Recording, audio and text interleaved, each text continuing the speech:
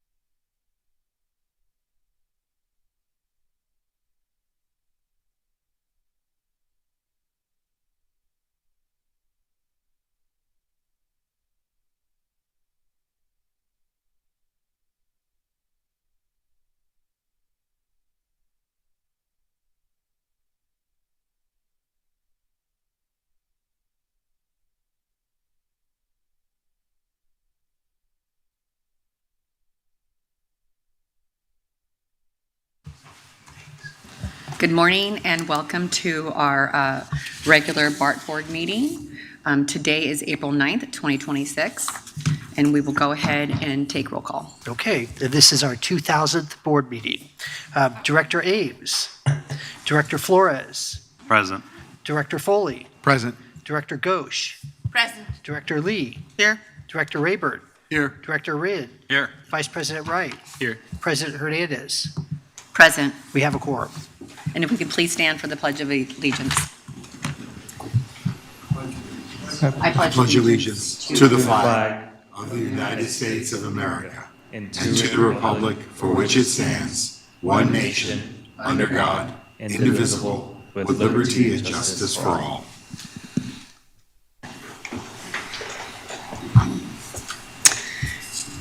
And our GM, do we have any introductions of any special guests? We do not, Madam President. Okay, not seeing any. We will go ahead and go to item number 2, which is the report of the board president, which at this time I do not have anything to report except for we will be having, remind me the dates, Jones. 7/23 and 8/27. Okay, so 7/23 and August 27th. thank you. August 27th will be our break where we will not have any meetings at that time. Item number 3 is our consent calendar. If we have any members of the board of the directors that would like to pull any items at this time. I'll move the item. I'll second. All right. So, okay, there was no public comment for the board president, so there's no public comment for the consent calendar. So the roll call, Director Ames is not here. Director Flores? Aye. Director Foley? Aye. Director Ghosh? Yes. Director Lee? Yes. Director Rayburn? Yay. Director Rinn? Yes. Vice President Wright? Aye. President Hernandez? Aye. Motion passes 8-0. All right. And then we will move on to item number 4, which is our general manager's report. Good morning, Board President Hernandez, members of the BART Board, Bob Powers, BART General Manager. A couple of updates for you. And let me just start as I always do here with ridership. So March ridership ended 13% above budget and 20% higher than a year ago.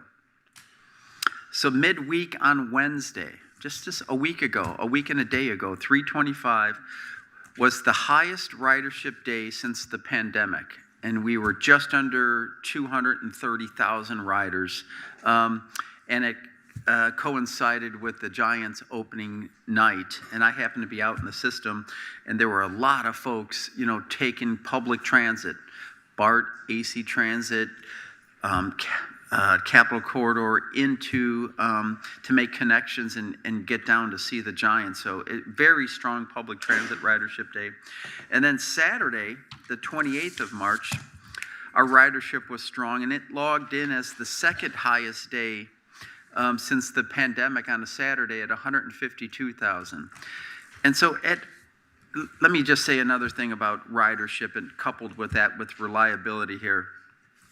So the month of March, we had the lowest number of train delays in the last 10 years, the month of March in the last 10 years.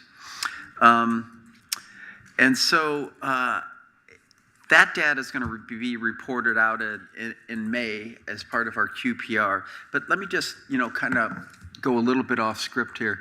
If you couple the two together, the ridership and our reliability, what we're doing is working.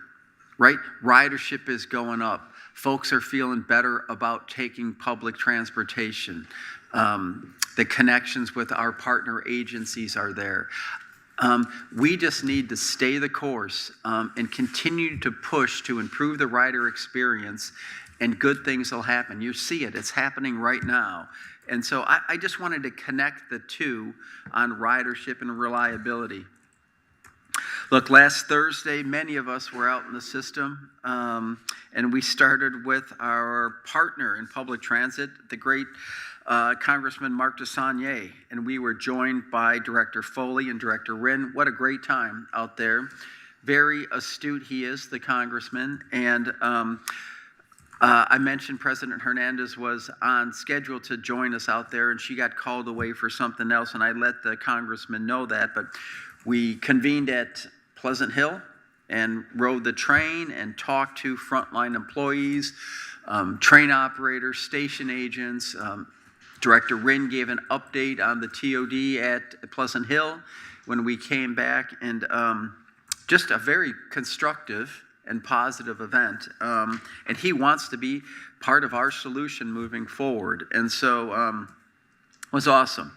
And I wanted to thank the congressman. He took time out of his day and came out there. And so the second part I wasn't able to go to, but I believe Rod was out there with folks. But we gave a tour to one of the main staffers at Swalwell's office, legislative aide. His name is Spencer Henson. And we met Spencer when we were back in D.C. and had a good discussion with him. And he was joined by Jackson Berg there, government and community relations staff. Rod, thanks for being out there.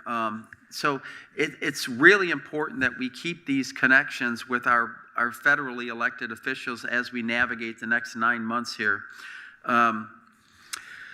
So we're going to do a cherry blossom festival. We're going to have a table at, it's this weekend. It's in Japantown. Rail Goods would be out there selling stuff. It's the Cherry Blossom Festival in Japantown in San Francisco this weekend. And kind of a big day coming up here. Next board meeting, you'll be here, President Hernandez, right? And I'll be here, and the board members will be here. You know what that is? Let me tell you what that is. We're going to be joined by Take Your Kids to Work Day. And now ours, there was a little bit of drama before. Ours wasn't coincided with the national one, whatever that history was, right? That's all been resolved. It's all on the same day now, right? And it's kind of a big deal because we're going to be joined in this board meeting by kids, take your children to work. And that's what, that's the future. They can see government in action in participation, and you'll recognize them as well. And say something to them, but we'll have programs throughout the district at BPD headquarters and here, and so it'll be a good thing. That's 2 weeks from today. Well, I looked a little puzzled because my kids are now in their 20s, so I'm like, Mark and I look at each other. Your extended family, and we may see Lauren here. You don't know. I love children. Bring them all. Yeah. Anyway, I was asked the other day how I feel about things. And you can tell from my report, I was asked yesterday about that. I feel good. I feel this agency is headed in the right direction. I feel ridership's going well. I feel reliability is up. And so anyway, that concludes my director's report, and I'll turn it over to you for next steps. Thank you, Jim. I really appreciate it. We have two public comments We have currently. two public comments. The first is Sal Cruz. Sal? It'll be followed by Barney Spitz.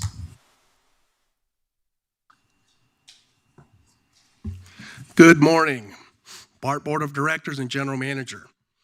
My name is Sal Cruz, President of AFSCME Local 3993. I'm here this morning in my official capacity on behalf of my members. I want to briefly note for the public record that AFSCME Local 3993 submitted a formal letter requesting that the Board of Directors convene in closed session this morning to address a recent management decision that took effect on March 30th. We appreciate the board's willingness to address this matter. I also want to acknowledge that any delay in the union raising this matter publicly reflects our deliberate respect for the closed session process and our commitment to not disrupt the broader coalition labor has built with our external stakeholders, elected officials, community allies, and labor partners who are working alongside us to educate and advocate for the regional transit ballot measure this November. That partnership and that mission must be our top priority. We are asking for the board's leadership to protect both. We are confident the board will act accordingly. Thank you for your time. Thank you, Sal. And our next speaker is Barney Spitz. Barney, please unmute yourself. My name is Barney Smits, and I'm a licensed professional engineer with over 25 years' experience as a BART engineer and fire life safety expert. Thank you, General Manager Powers, for your comments on ridership and public events. When will you be providing the board with an update on the BSV2 project? I have mentioned numerous times the damage the BSV2 project is doing to BART. The latest example would be the letter in the April 7th San Francisco Chronicle that points out numerous reasons for a no vote on the upcoming transportation measure. The author points to VTA's waste and insists that the return to the existing cheaper twin bore design. The project's deviation from state and federal codes and BART's safety standards are directly affecting BART's ability to operate and maintain this future extension, and are significantly reducing BART patron, employee, and first responder safety. As you know, the codes and standards are the minimum criteria allowed in design.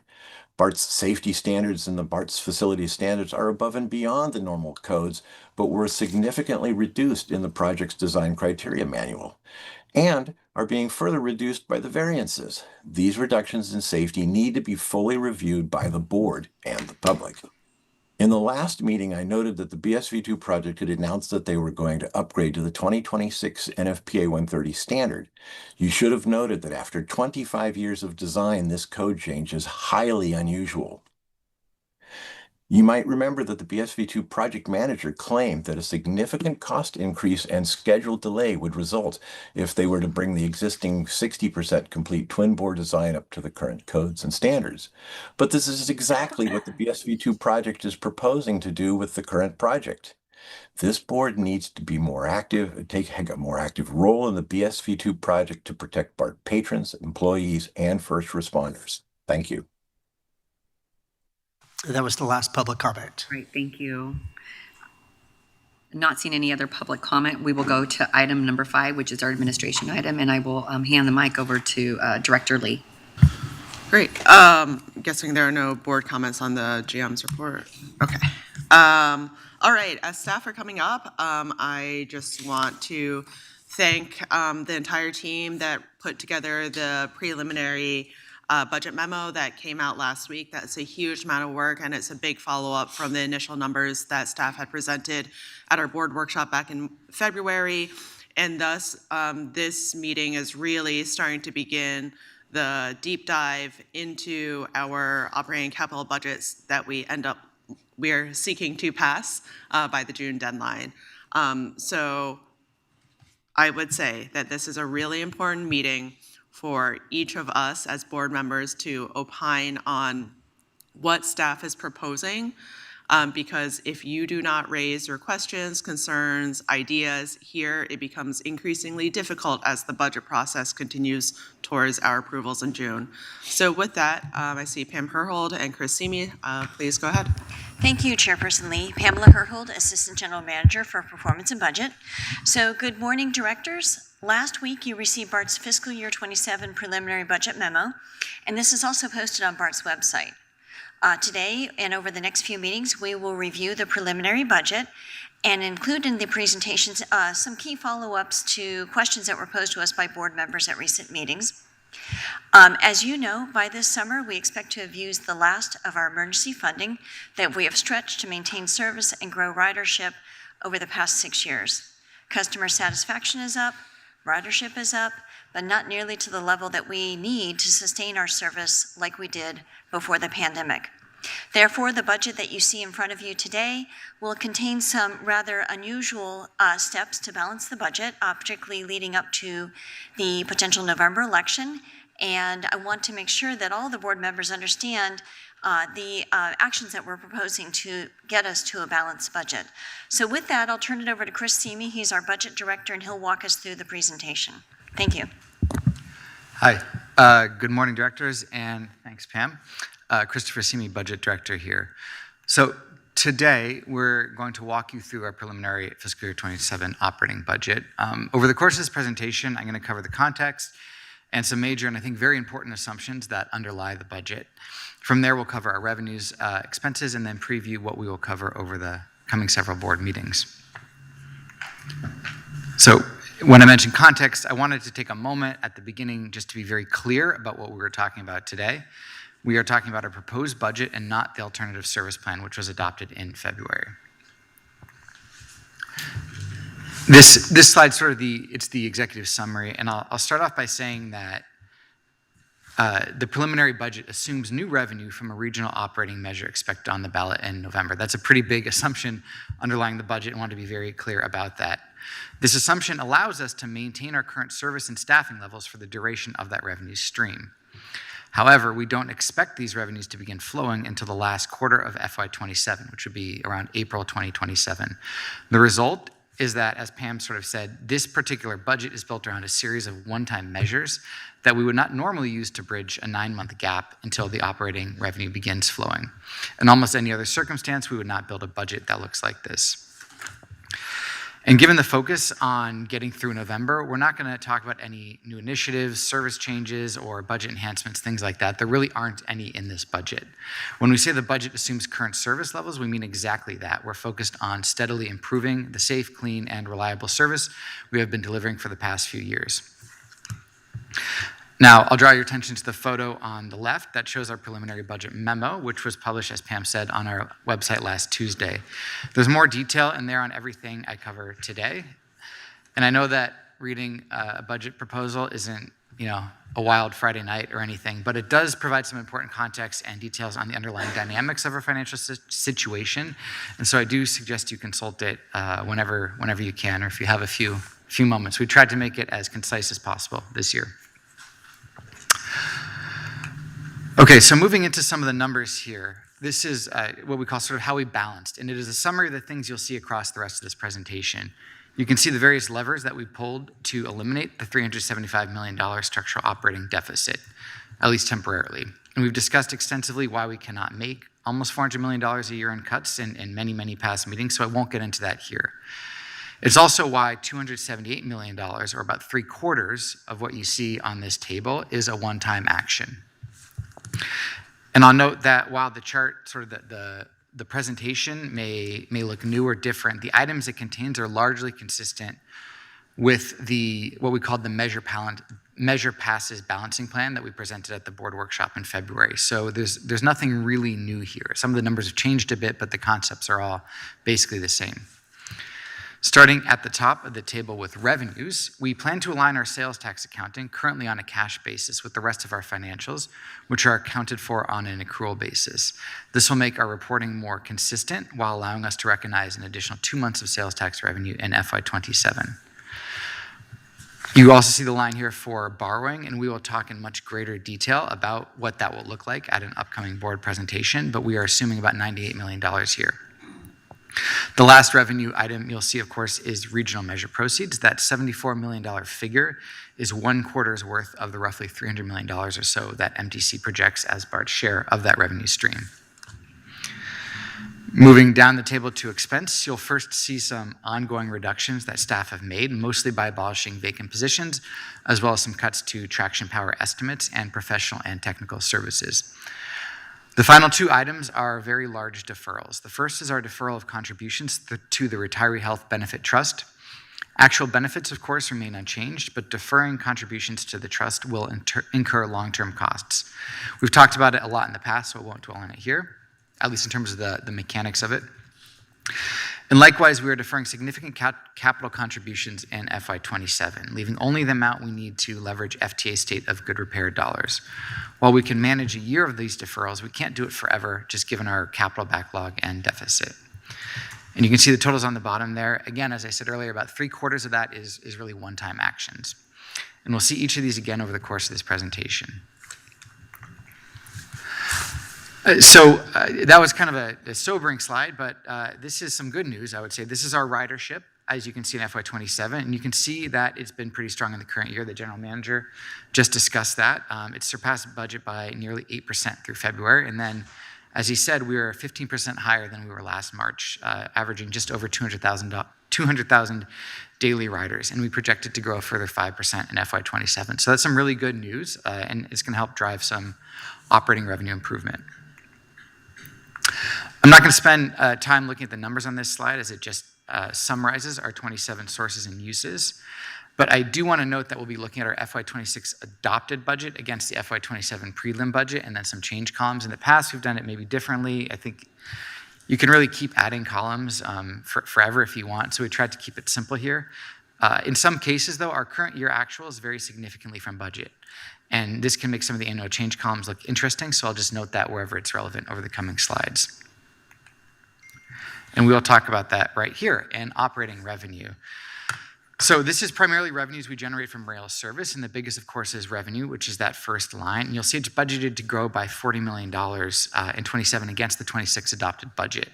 There are three things going on here. First, as I mentioned a minute ago, actual ridership is above budget. So the FY26 adopted number is going to end up being lower than what we see on the actual side, which is good news. Second, we project further ridership increases. And finally, we are annualizing a January 1 CPI-based fare increase here. So that's also driving a bit of that dollar increase. Moving on to financial assistance.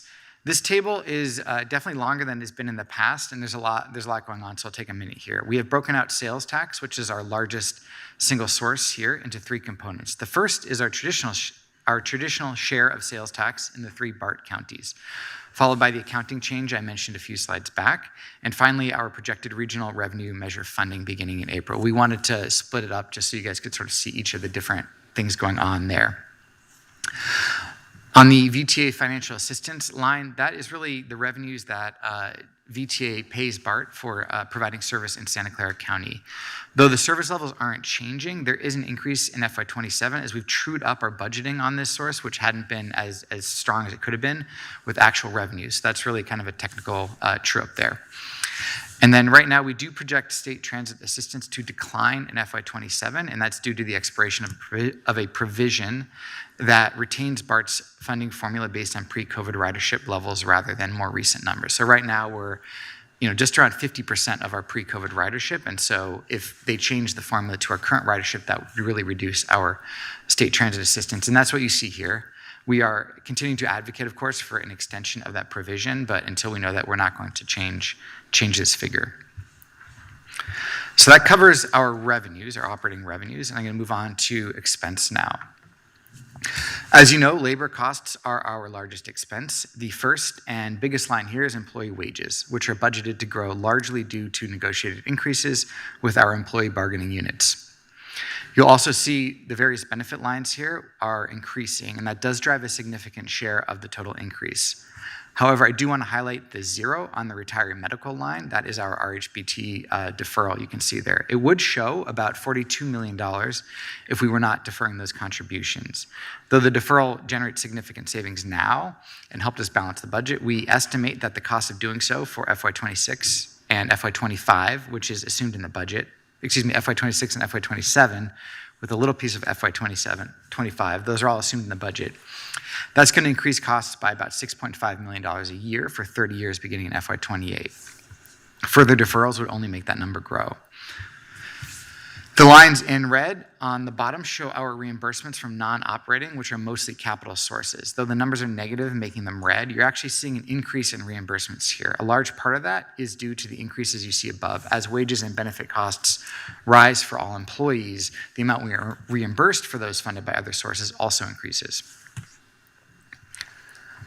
This is a very simple FTE table, and so labor pays for basically these, the labor expenses pay for these FTEs.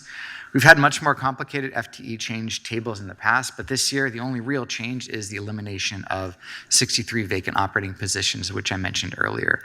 It brings our total position authorization down from 4,600 to 4,537, of which 3,697, which is about 81%, are funded by the operating budget. The remainder are mostly funded by capital sources. Moving to our non-personnel costs here, which we call non-labor. Similar to our fringe benefits, we are absorbing some substantial cost increases. You can see on the first line for Clipper as well as for paratransit. We project only a minor increase to our traction power spending, which is, I think, some good news, as that is our largest single non-labor expenditure. And I'll draw your attention to the professional and technical fees line there. So it is growing, but that I want to note just a technical adjustment there to reclassify some IT-related costs that were previously included in the allocations budget. We've moved them from allocations over to this budget, which sort of reflects the true nature of those expenses. So that is a net neutral change. If that hadn't been made, our professional and technical fees would be going down by about $2 million. Our final expense category here is debt service and allocations. So there's no change on debt service, but you can see a lot going on with our allocations out of our operating budget. And you can see how we have really reduced our capital allocations, as well as a portion of the RHBT deferral showing here on the bottom line. And so I did say that, there's no debt service reflected in the budget, but when you look here to our 5-year outlook, just note that there is some debt service related to the borrowing that begins in FY29. And we'll be talking a lot more about that in a few weeks with you guys. But as we close this out, we did just want to show a projection into future years. And you can see the full value of the revenue measure flowing in FY28. And also that despite that infusion of funds, you can see that we still have some work to do. $59 million is sort of the remaining deficit after the revenue measure. That is a lot more manageable than $375 million. And if you look out to FY31, you can see the deficits are steadily declining, which is a positive sign. And so we know that while the regional measure will address our existential financial threat and allow us to maintain our service levels, it won't solve all of our financial challenges. We will need to continue to improve both our revenues and expenses in order to do that. As I start to wrap this up here, I want to be clear that we are going to and we are continuing to refine our numbers. You can see some specifics on the bullets here that will be updated between now and budget adoption. And finally, I really want to strongly emphasize that just given how much of our budget is supported by borrowing and deferrals, all of which come with significant ongoing long-term costs, any improvements that we see, whether in revenue or expense that we'll update you on over the coming months, we're going to use those to reduce our dependence on the borrowing and deferrals. So any improvements we get, we're going to use to sort of try to reduce the short-term borrowing or deferrals. And our final slide today is just a plan for our upcoming board meetings, and it sort of shows you what you will be seeing when. We have another couple of items on the calendar over April and May, as well as a capital budget presentation on May 14th, as well as the budget adoption vote planned for June 11th. And just that's it for the presentation. Before I conclude, I will take a moment to just thank staff across the Office of the CFO and all of BART for sort of assisting in this, and particularly the operating budget team, who've put in a pretty tremendous amount of work over the past year just to put together this budget. It's probably it's definitely the most challenging budget in BART's history. It's also one of the more complex budgets we've ever put together, and so I just really want to take a moment to thank them for all the work that they're doing. They're sending me messages as I do this on numbers changing, so I just want to give a moment to thank them for everything that they've done. And with that, I will say thank you for your time, and we'll open this up to discussion.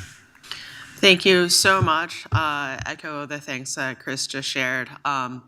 I think a lot of us have been involved in municipal governments, and it's a lot of, the budget folks hassling every single city department. It's basically what happens here when we put together this budget, so thank you everyone who's contributed. We're going to go to public commenters first, but in the meantime, I would ask board directors who want to make comment to use your tablet to show that. District Secretary, can we go to public comment? There are no public comments at this moment.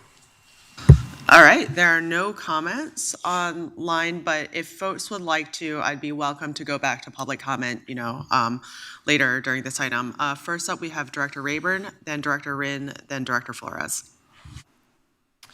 Thank you very much, Pamela and Chris, for your hard work and your entire department's efforts on this.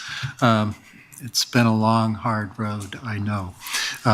And your comment, Chris, about the big assumption, and that's the regional measure sales tax in fiscal year 27 and beyond, is something that BART cannot survive without.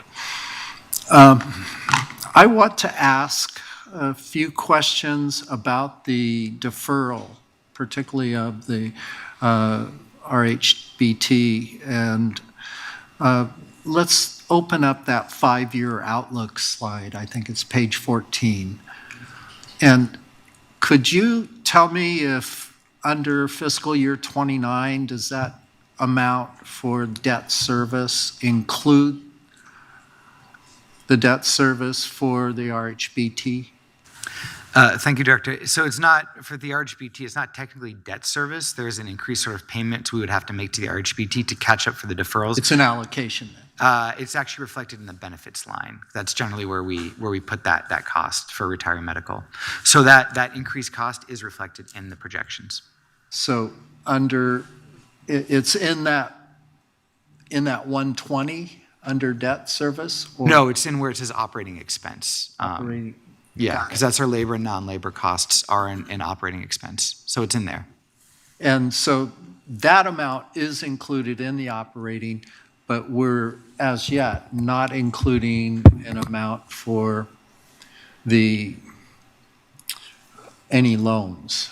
No, we in this projection, we are including debt service payments for the $98 million or so in borrowing in the budget. They are reflected beginning in FY29.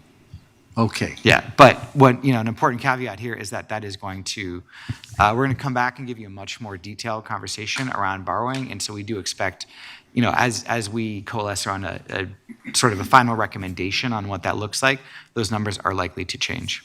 And Director Rayburn, I'd like to add that we have a modest amount of debt service associated with using proceeds freed up by the TIFIA financing, starting in FY29, 30, and 31.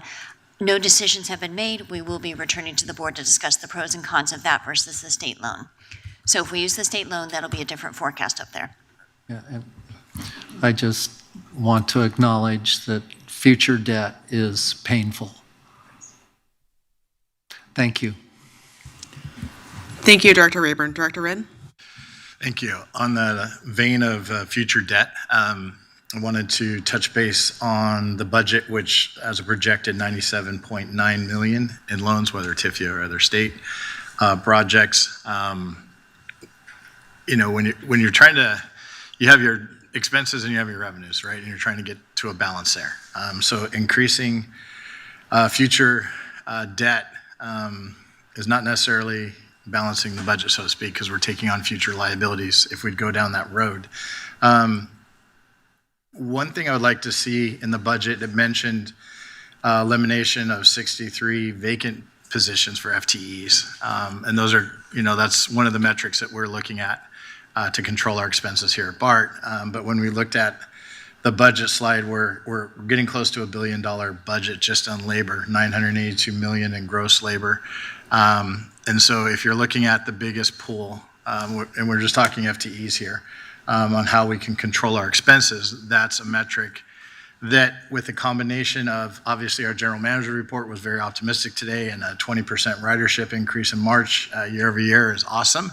And if we can continue those kind of returns, then we wouldn't even have the loan discussion, things like that. But I think as we're progressing along, we still need to, even with the passage of a potential sales tax measure, there's work to be done internally on controlling our expenses so we don't have to go out and get loans. I feel like the 63 FTE reductions on vacant positions is a good start, but there's still, the ridership has not returned to pre-pandemic levels. And I know we've had some conversations up here about comparing, I think probably the metric was 2019 versus current ridership numbers and the number of FTEs that were there at that point versus the number of FTEs now, and they're pretty close and similar. So just wanted to continue that discussion on the number of FTEs that are being used, even though the ridership has declined. And so that's a metric that, right now the 63 FTEs represent just a little over 1% of a reduction in the FTEs that we have. When we look at our partner transit agencies and other things similar in the region, they're all doing reductions and things like that. And so I think that's something that we need to continue to look at on how we can be more efficient in-house and control that labor gross payroll from those expenses. And the one way we can talk about it is through the FTEs and the reductions of staff there. Just a rough estimate, if we're 4,537 FTEs is projected for the budget. A 5% reduction is probably $20-30 million right there in our gross labor. So if you look at a 5% FTE reduction versus the 1% being proposed, that's a pretty good dent in that expense and having to borrow less if we go down that road. So just something I want to continue to learn. I appreciate Director Lee's admonishment, so I wanted to get those discussions continuing about the FTEs before we get to that timeline. My goal would hopefully that we don't need to go to that loan route because really trying to, it's kind of the analogy of living on a credit card. You know, it's, yeah, you're getting by, but you're just lading yourself with future debt. And I don't think there's a real plan for repayment of that, especially when it gets to our retiree health trust. You know, we're deferring $68 million, you know, contribution to that. And to balance it that way, it's just future stuff, kicking the can down the road. And I really don't want to leave. I mean, hopefully I serve for a while, but I don't want to kick the can farther down to other boards and other staff to figure out a problem that we create today. So that's all I was thinking. Thank you for your time. Thank you, Director Wren. Director Flores, and then Director Ghosh. Good morning. Thank you for the presentation. Staying on the 5-year outlook, I want to dig into how we projected some of the numbers, just to get an understanding. Starting off with financial assistance, this is the budget that looks at, you know, getting a sales tax. So how are we projecting future sales tax, regional sales tax growth over that period? Just curious because all of the economic forecasts that I've seen so far have essentially said that or indicated that the economy is fragile. And even in the best outcome moving forward is basically status quo, you know, very little growth in the economy. So just curious to start off with that. Yeah, thank you. That is a very good question because with this, with the potential for a revenue measure, we will be very reliant upon sales tax. So we do have an independent outside consultant that performs sales tax auditing and projection services for us.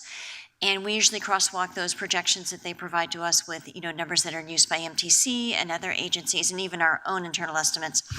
And so we have a fairly conservative outlook for sales tax. I believe the growth rate in fiscal year 27 might be a 4% increase over the adopted budget, and we are performing a little better than budget this fiscal year. And then in the future years, I think that staff, I don't have the exact percentages in front of me, but the general mindset is they take a more conservative look the further out you get. So I think the forecasts right now are sound and conservative. I will be candid with you. We're not forecasting the timing of any type of economic downturn. So for, you know, if the economy continues as is, we're conservative. If there's a downturn, we need to take another look at that. Okay, that's really helpful. Thank you. And then just looking at labor, curious about how you're forecasting labor increases and benefits increases. Are you projecting those based on what's in collective bargaining agreements, or is there a general inflation number that you look at to help make those forecasts? Yeah, that's a good question, Director. And it depends entirely on which line you're looking at. Our wages we're generally covered on collective bargaining contracts for our staff through the end of FY27. So if we know what those numbers are, we use them. We do use a pretty modest inflator in the out years of about 2% on wage growth. And then on a lot of the other items, it kind of really depends. So CalPERS will give us a 5-year sort of outlook on what they think we'll be doing. So we use their numbers where we can. We also crosswalk that with our independent actuaries to just kind of get a second look at it. Likewise with RHBT, we have actuaries who project those things in workers' comp. So it's kind of a mishmash of things there, but we try to make conservative assumptions and then use experts where we can, as we do with our sales tax projections. Great, thanks for that that background information. I think it's really helpful for me and just highlights how much work is going into this. And then last one, when it comes to the borrowing costs, will the overall cost be presented later once we actually know which option we're going with and the terms that are associated with that option? And that'll be my last question. Oh, yes, absolutely, they will be. Okay, thank you. Director Ghosh, then Director Foley. Hi, thank you so much. I did read the budget memo. Thank you.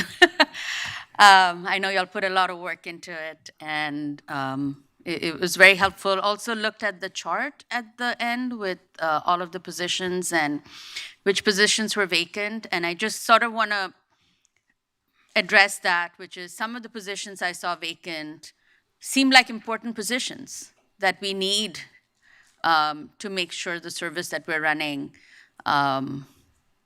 is solid, that it's safe, right? So I don't want to give any direction on which positions to keep or not. All I can do is ask that the decisions we make about which positions stay and go maintain a safe, secure system and helps us meet all our obligations. So that's what I want to push for. I understand that vacant positions, removing those might be the wisest move at this point. But just to note that some of those positions, I was like, what, this has been vacant and this is going to go away, and then how are we going to deliver on some of those projects? So I'll just say that. And then I just want to reflect a little bit on this idea that our ridership has gone down, but our FTE is sort of similar. My understanding is that the service, because we do have the service plan that's connected to the budget, which is the only way, I think, to understand, where the trade-offs are being made. And from what I understand, for this budget, the current service plan that you've assumed, it stays the same from this year to the next. Is that correct? And also, can you reflect on whether the service that we're running is similar to what we were running during the pandemic, what the differences might be there? Yeah, sure, Director. So one thing I'll say is we do have a planned rail service plan item for you guys, which will have a lot more details. When we say the service is the same service, they continue to optimize and tweak things left and right to make it better. But the general sort of the headways, the opening hours, stations, weekend services, number of lines, all that stuff is staying static, basically. It just sort of tweaks around the edges there. And it is, it's more, I'm going to look to the DGM and Jim here, it is more service than we were running before the pandemic, and that's for a variety of reasons, notably including the two-station extension for 10 miles that we opened in Santa Clara County. Yeah, for me, it's important that we look at the service we're running and the budget we have and what it takes to maintain that service, rather than look at our ridership. Because if you don't have the service, what will the riders use? And with the alternative service plan, we saw what it means to reduce service and how we might bleed even more riders. So that's how I'm looking at it. I don't have a problem with the number of FTEs if that's what we think we need to make it work. And at the same time, as a big organization, we should continue to try and get more efficient. I will say that. But I look at the service we're running with the FTEs, not at our ridership versus FTEs, because we're not talking about cutting service here. I'm not hearing that from anyone when y'all are being asked to cut FTEs. The only other sort of question I had was I've been hearing from folks that, there's some anxiety in the community that our fares might go up to fill the deficit we have. Am I correct in assuming right now the preliminary budget doesn't increase fares beyond what we've been, the assumption is that, the below inflation, how much ever we're increasing fares, that again, it has to come to the board, but what is the assumption here on fare increases? There is no, we last raised fares on January 1, 2026. The fiscal year 27 budget doesn't contemplate any fare increase. There's nothing included there in our baseline budget. Obviously, if the measure fails and we fail to secure funding, all bets are off. Yeah, I'm speaking more of the measure passing in this budget that we're being presented today, where, if people vote for the measure, it feels bad faith to then go back and also raise fares on riders. So I'm glad that that's not an assumption we've made here. And much of what we're trying to do to balance the budget is internal, not to be felt by our riders. I think ultimately that's the goal, that's the test, that they don't have to deal with some of these budget issues as much as possible. I look forward to the analysis of the two loans and the deferral to make a more informed decision on where that debt comes from. It's not ideal, but if I'm asking to maintain service and I'm also asking fares not to be increased, that money has to come from somewhere. The clean trains, the more secure trains, our core systems, health, all of that comes from people, and that requires money. So I think we also need to acknowledge the value of that. So thank you for all the work, and the briefing was very informative. This can sometimes be hard to understand, lots of layers and lots of stuff buried, and I thought the memo really added to my knowledge. So thank you. Thank you. Director Foley? Thank you, Chair Lee. First off, I want to thank Pam and Chris for putting this together. Greatly appreciated, but also just for the briefings and answering most of my questions. And I'd also like to thank my colleagues and associate myself with the comments I've heard this morning about how we kind of proceed forward. The only ask that I have at this point is, I know on slide 14, we talked about the 5-year outlook, which is from a budgetary perspective. Related to that, I really think it's important for us to have a 5, 10, 15-year financial independence roadmap. How do we envision the next 15 years looking for BART? What can we do in the way of efficiencies, innovation? How do we change in the next 15 years, and how do we evolve? So I think that having that roadmap in front of us in the near future will be helpful in trying to move us forward as an agency. So I just think, I know it's challenging enough to get a 1-year budget or even a 2-year budget, but I think that looking down the road will be helpful in the bigger scheme of things. So that would be my ask. Thank you. Thank you. VP Wright, and then President Hernandez, and I'll close out with some remarks. Thank you, Chair Lee. Thank you very much for the presentation. Thank you for all the work that's gone into this. Thank you also for the briefing where you already answered almost all the questions that I have. There is just a couple things I wanted to say. One, to sort of reiterate something I've heard from some of my colleagues and sort of reframe it from my own thinking, which is whatever amount of deficit we expect to be ongoing, that is not just about bridging the gap between revenue flowing from a new measure, but that's about the difference between our ongoing operating costs and what that measure would close. I agree on principle and in practice that we should not be borrowing to close that deficit. So looking at cost controls and looking at the changes between fiscal years 26 and 27, there's one line item that really stands out to me, which is the 92% increase in Clipper and bank fees, which is dramatically, as a percentage basis, higher than any other line item increase. I think it was on slide 12, the non-labor preliminary uses. I think it'd be really helpful to see that broken out, actually, between the bank fees and Clipper. And I'm just wondering if you could just speak a little more on that. Absolutely. It's a painful point. It's significantly tied to Clipper, and there are two things that are driving the Clipper cost increase for the region. One is the continued challenges that the region is having and the vendor with the Clipper 2 launch.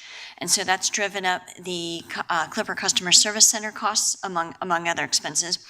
And that is one that we anticipate will stabilize and reduce as the system settles in and the vendor, Cubic, addresses the problems that we're having with Clipper. So that's one part of that cost increase. The other cost increase is related to credit and debit fees, and that is the BART's tap and ride on BART, and also credit debit on all the other systems. The forecast that MTC used to project credit debit fees for Clipper assumed a much higher transaction cost, or a much higher cost for value that would be loaded by the customer. I think I'm saying that correctly. So rather than, so a customer would go up to the Clipper vending machine, load $50 of value on their Clipper card, and go on their way and make multiple trips. Instead, tap and ride, which is great, it's the only really reliable form of fare payment we have right now, individuals are walking up to a fare gate, tapping and paying $3.50 for a single fare.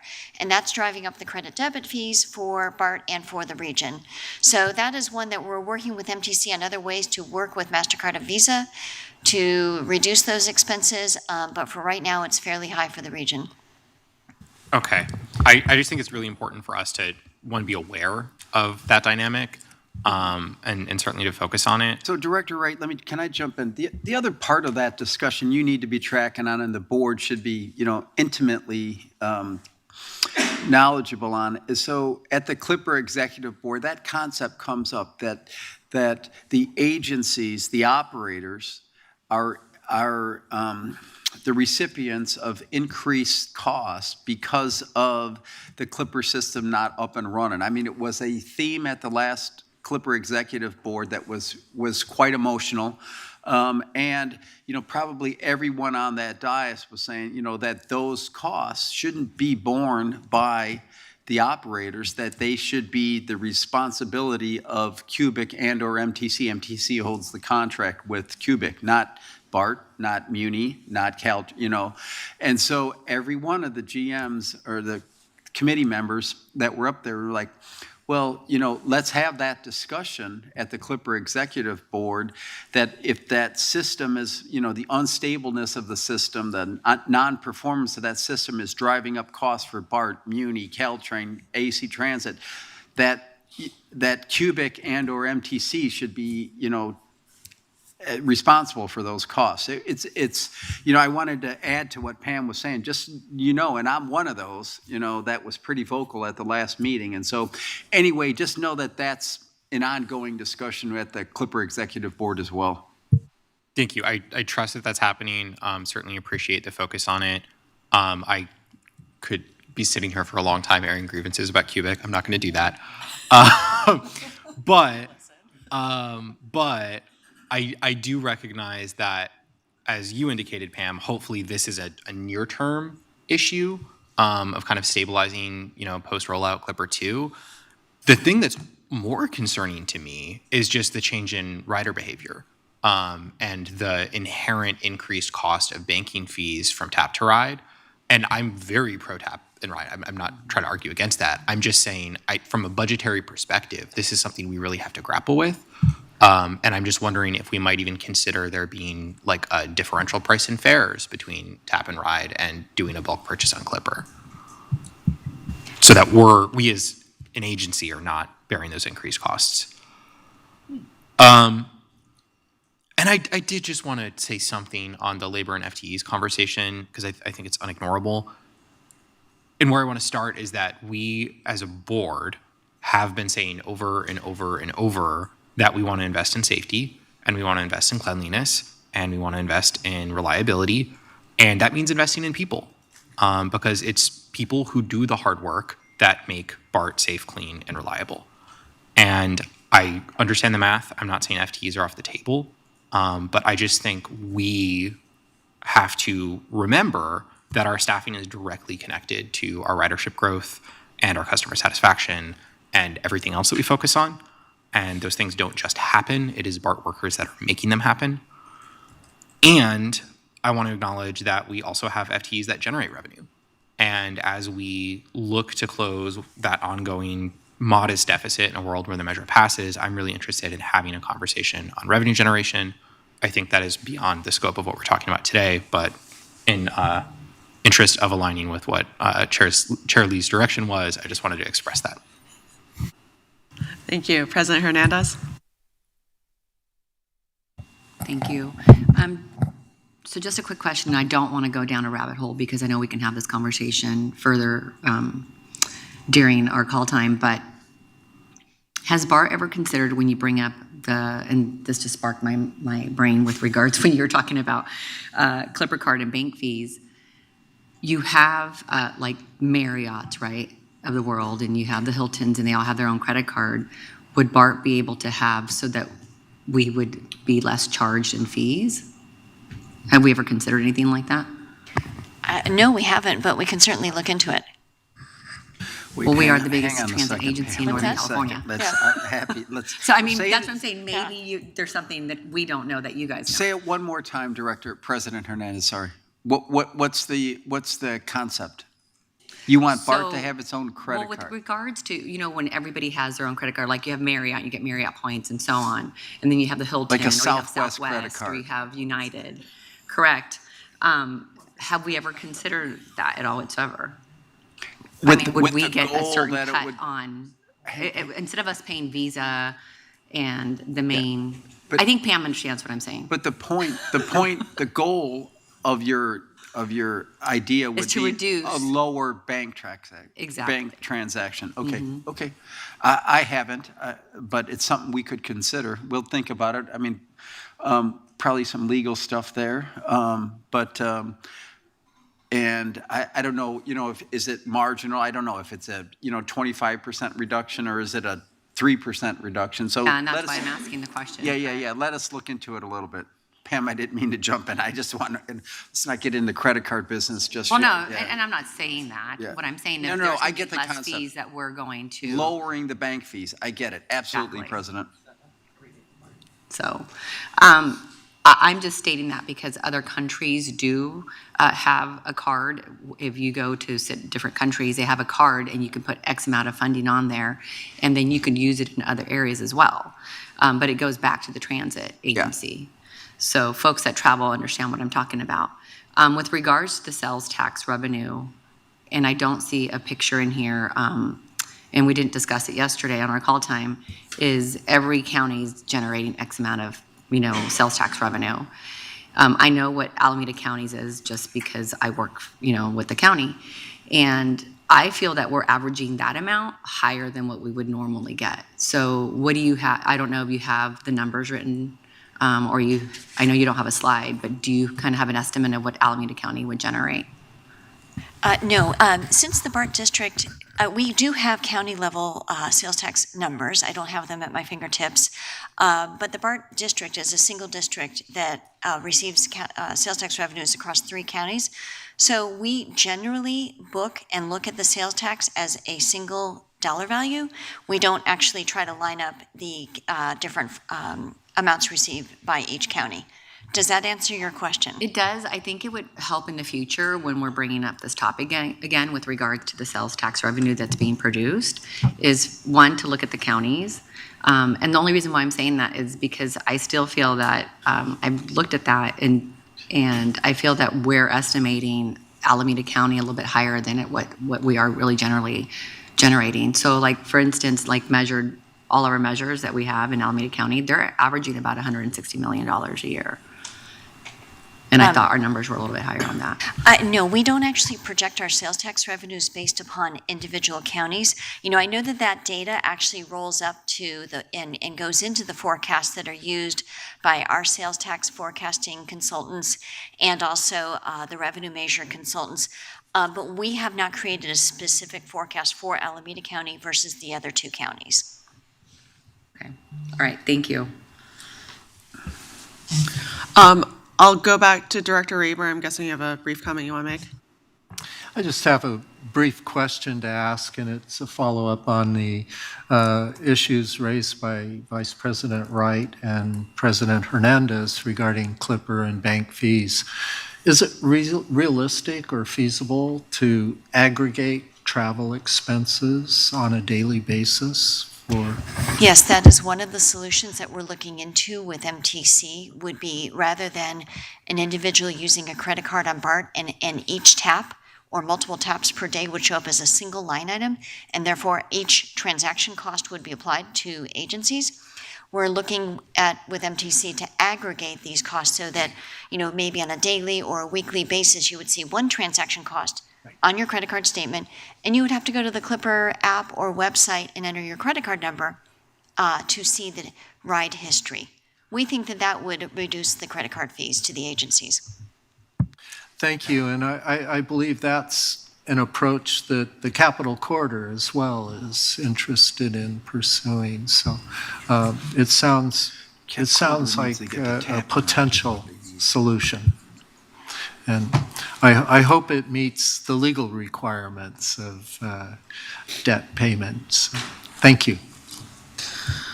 All right, I've got a few comments here. I'll close this out. I want to thank my board colleagues first and foremost for your comments, and I can tell by all of your comments you've really taken the time to dig into the staff proposed budget, so thank you. It also feels like we're sort of circling around the same things. Maybe we have slightly different thoughts on those things, but I think that's good that we are coalescing around a few certain areas. And I know that we're all going to be very closely, in particular, following the additional details around borrowing and deferrals that staff are committed to bringing back to us. So thank you for all the work that you're currently doing so that you can provide us more details on all the things that we had comments and questions on. I really want to highlight, Bob, what you said in your GM report, which is that the data and the steady rise in ridership, we're performing well above budget. It shows that the decisions we've made as a board are bearing fruit. It shows that the work that staff has done internally to focus on, specific areas of maintenance, getting our car reliability up, that is all bearing fruit, and we see it in our ridership. And we're seeing how those numbers are adding millions and millions to revenue in the presentation. Slide 8 shows that 40 million delta in passenger revenue between FY26 and the FY27 budget, which is huge. It's really, really huge. So thank you. And that's along with the number of expense reductions that BART has already taken over the past few years. Really, increasing our ridership is the biggest form of self-help. So I've told staff that I look forward to the additional detail they plan to bring back to this board, around the borrowing and deferral options. Some of these options are also one-time sources, as Chris has noted in the presentation. So I'll hold more detailed comments until then, but I share a lot of the concerns and a lot of the apprehension that others have said about being overly reliant on borrowing, deferral, and one-time options as a way to balance the $375 million deficit in FY27. This is already the better scenario, right? This is the measure succeeds scenario. And I think it would be a huge disservice to the BART of the future to hamstring ourselves with overwhelming debt service. Usually we know the math shows that every dollar we borrow today or every dollar that we defer today, we'll have to pay that back 2- or 3-fold or even more in the long term. So in echoing what other directors have said, let's see that math and the financing complexities when staff is ready to bring that back. But I would say maybe a little counter to what Director Flores said. I want us to make some policy decisions about which options we think as a board make the most sense. I know staff, you're going to make some recommendations about a little bit of this, a little bit of that, defer a little bit of this. But I think that's on us to really consider what we think makes the most sense. So in terms of self-help, what can we do? First, I think anything we can do that's cost neutral to continue our ridership growth needs to remain a priority. So we've been on that path. Bob, you know what that takes. So I continue to strongly support a budget that maintains our current service levels. Second, our other form of self-help is really our ongoing expense reductions. I want to thank staff for coming to the board with a $21.6 million in reductions already, but I know that most of that is due to elimination of FTEs that are already vacant. Ultimately, every dollar that we can reduce in our expenses means $1 less we have to defer or borrow. So, Bob, I want to challenge you. Can you get us to $50 million in expense reductions for FY27? And I'll just agree with what VP Wright had said in his comments around our FTEs. I would ask for those expense reductions to be from the non-labor budget, given every FTE that we consider eliminating, even if vacant, is a significant strain on our current staff and our workforce as a whole. But $50 million represents only 13% of that $375 million deficit, but it's going to make a huge difference for the district in the years to come in a world where the measure succeeds. I recognize that every cut will suck. There is no good cut left. You've made all those good cuts over the years. You've done all the low-hanging fruit. So I know that every cut is going to be very hard, but I'd like to ask staff, in particular, to come back to the board with a list of all of the expiring and renewing external contracts over the next 18 months. So we pay for additional bathroom service, cleaning service, the like the elevator attendants, the bathroom attendants. I really don't know what is renewing or expiring in the next 18 months, but I think we need to really look at each of those contracts because, you know, I know that delaying any contract renewals or letting existing contracts expire will have some negative consequence, but I think those are negative consequences I feel like we could live with potentially, even if it's just for a year or two. So, you know, maybe we let a contract lapse for a year or two, but that saves us $4 million right now. And that means that that's $4 million less that we have to borrow or defer. And I think that's math worth considering as a board. I also really welcome staff to be creative and bold with other ways to consider further expense reductions to work towards that $50 million goal that is non-labor. Is that something that y'all can, I get how do you feel about that? How do I feel about it? Look, I get the concept. I mean, there's a theme here, right? About even what you're just pontificating right there, Director Lee, about, you know, these reductions. It's all about driving down the amount that we have to borrow. I mean, everyone, whether it's the positions or, you know, the contract, it's all ends up, you know, driving down the amount that we have to borrow. And I asked Joe, I whispered, is she right about, you know, is it every $1 we borrow, is it between 2 and 3? He goes, yeah, that's about right. And anyway, but it's, you know, we're going to take that back because we had a prep meeting on this, and I kind of knew some of this was coming. But it's just, I would just put to the board, the math isn't as simple as what is being articulated here. And so let me just use the restroom attendants, right? The restroom attendants are a huge hit, and I'm not trying to pick a fight with you, Director. I'm just showing you the math is way more complicated. The restroom attendants are an asset to our riders, and it's one of those mechanisms, it's one of those gears that we've used, all 9 of us, that drive our ridership up, right? It's makes the service better. It makes the quality of the ride better. There's somebody there. You're going into a restroom. It's clean. You're not going to get messed with, right? And so certainly I can take them away. What is it, 2 million or 1 million, whatever the math is. But what does that do to my ridership? And you just mentioned 40 million, right? So we have to chase that through, but I get the concept, and I'm on board with the concept of and I wrote it down here, minimize the loan amount that we need. I get that. And so, Janice, and you know me, I'm a person that loves a good challenge. So I'll work with Michael and Pam and Simi and my CFO, but I get the concept. I absolutely do. Thank you. And I think that, yes, I think you summed it up well. We all want to borrow and defer and hit our one-time sources as little as possible. And you do that by increasing the revenue and decreasing expenses. It's like, agreed. It's pretty basic here. So I think, you know, there are specific lines that we are looking at. And like, in terms of bringing back the list of renewing and expiring contracts, we don't know what we don't know. So I'm not saying eliminate anything right now. Agreed. But I want us to consider some policy decisions because all this stuff, the bathrooms opening, having the elevator attendants, having the ambassadors, well, those are in-house. But, you know, all these things are decisions that this board had made. And there is past BART leadership that didn't want to do those things. And now we have embraced them so much. But then our budget has grown.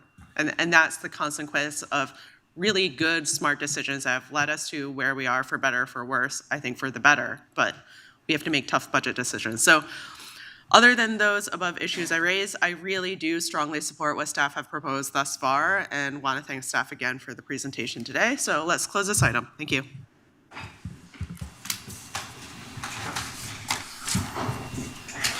Thank you, Director Lee. Pam, get me in the... We'll move on to item number 6, which is our Planning, Public Affairs, Access, and Legislation item, and I will turn this over to Director Rayburn. Thank you, President Hernandez. Today we will review 5 bills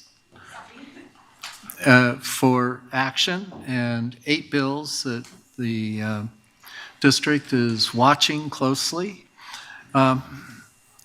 We will first discuss and take action on all bills except for California Senate Bill 1218.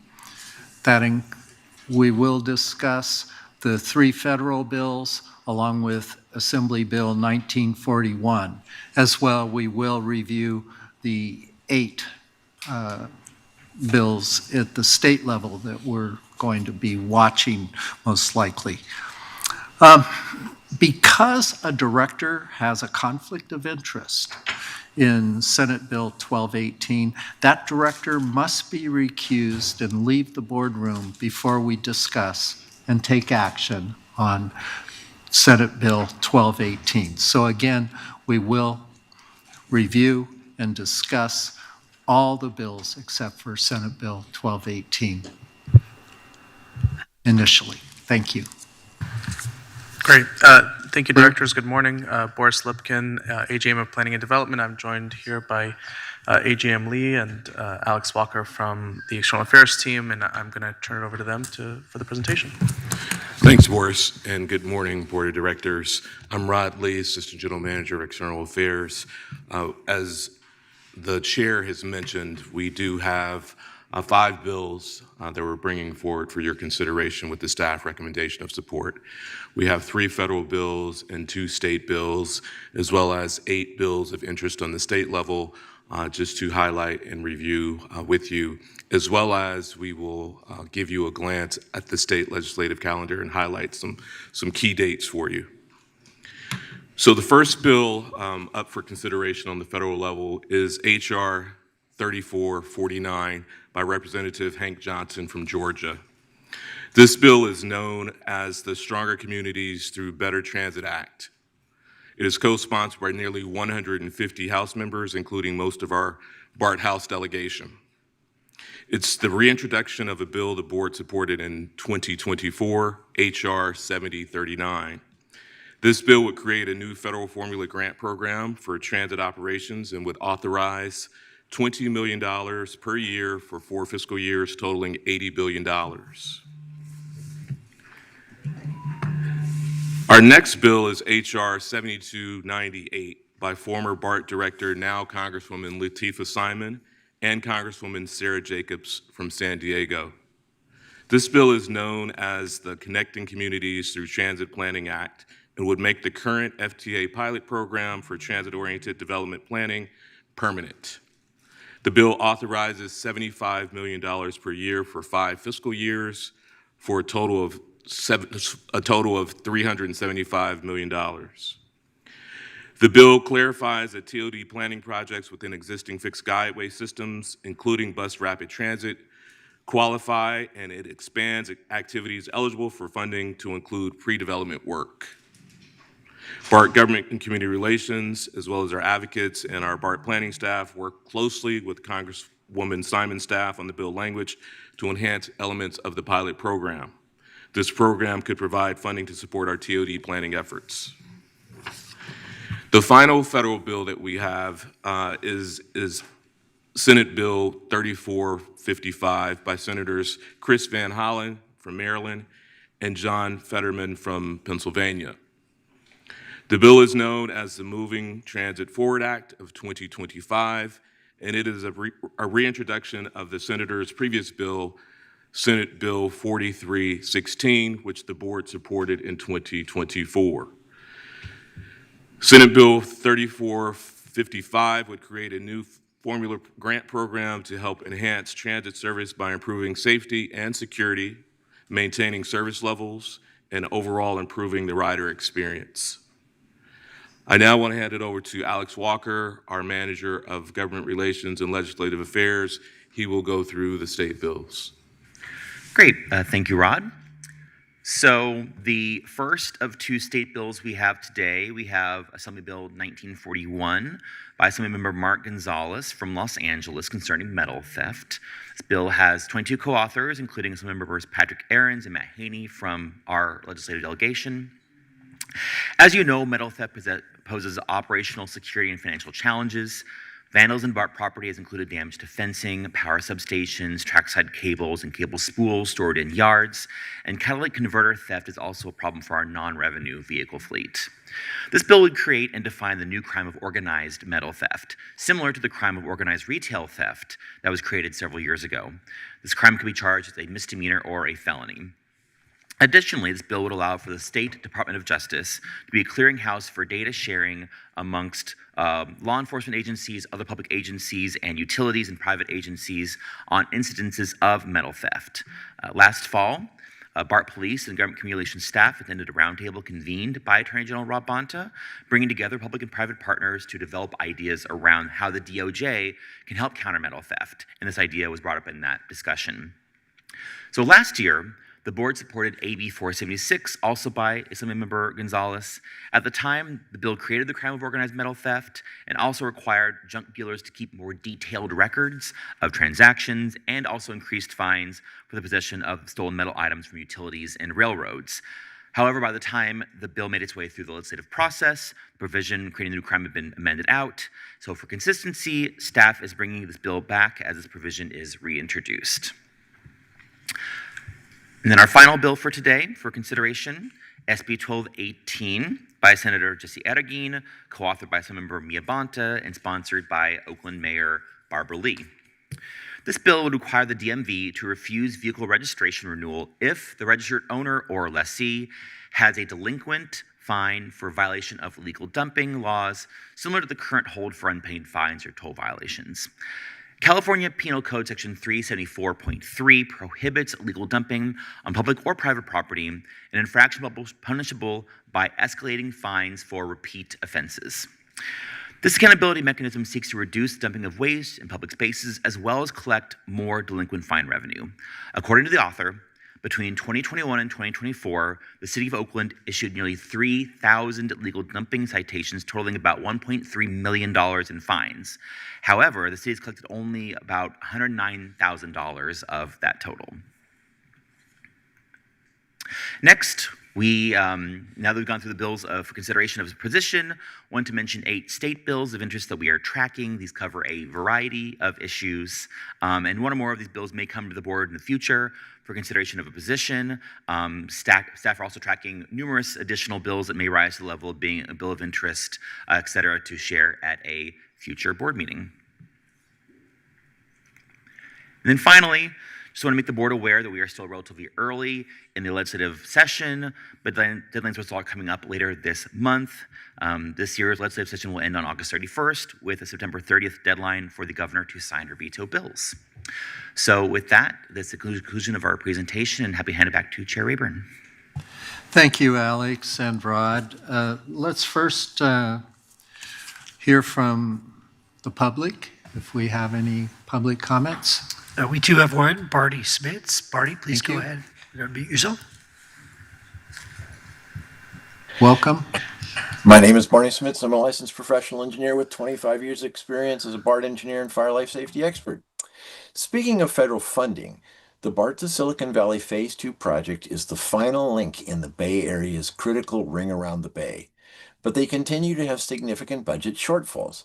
I have noted how VTA's mismanagement, poor governance, lack of transparency, and reduction in safety are hurting BART, its patrons, employees, and first responders. Again, I have asked that the BART board and management start taking this project seriously. Remember, the 60% complete twin board design that VTA has voted to discard, it would have cost about $5 billion, half of the current $13 billion budget, and would have been operating this year. These delays, cost overruns, and design changes will never get VTA the FTA funding they need. What about the announcement this week about President Trump's ballot allocation for transit infrastructure? $1.2 billion. VTA needed $5.1 billion. Where's the other $4 billion? $1.2 billion could help, assuming that some red states didn't ask for the money first. The only real way to make up this significant budget shortfall is to accept that the FTA is not likely to come through with the promised $5.1 billion, return to the 60% complete twin bore design, half the cost, and show the FTA that you can improve safety, reduce waste and fraud by returning to the safer, cheaper to operate and maintain, and faster and cheaper to build twin bore design. Remember, the current project is not what this board approved in 2018. This is why the BART board should return to that 2018 decision and get serious about enhanced oversight of this project. People keep asking, why fund BART if you can't manage your projects? Thank you. That was the last comment. Thank you very much. So now the board can discuss all bills except for Senate Bill 1218. I have Vice President Edward Wright.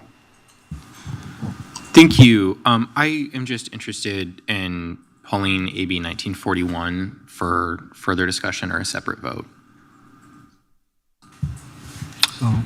Okay, we can bifurcate. Do you have any further? I would support that, and are you making a motion to bifurcate that and support the other, take the staff recommended positions?